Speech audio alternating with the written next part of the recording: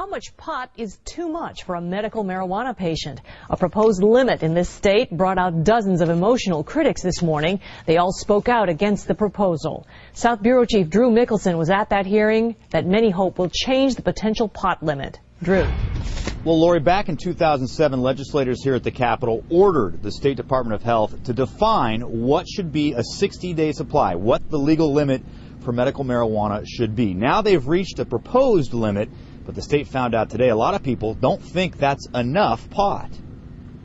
I'm asking you today to please be compassionate.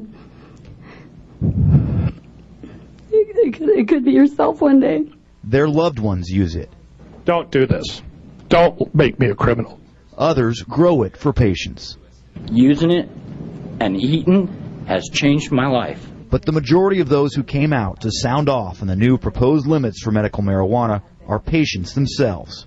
I smoke a quarter ounce a day. That doesn't count what I put on my skin, the capsules I take, the tea I drink, the medicated foods I eat. For 2.5 hours, 51 people criticized the newly proposed limit at this public hearing. No one spoke in favor of it.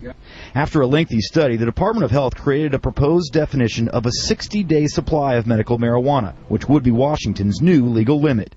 Patients could grow 6 mature plants and 18 immature plants and possess 24 ounces of pot. There's no way that we can supply our needs off of 6 plants. Critics say those limits will push them to the streets in search of more marijuana. This draft proposal, which is going to put in a 6-plant limit, is actually going to empower criminals, empower people that are illegally selling drugs.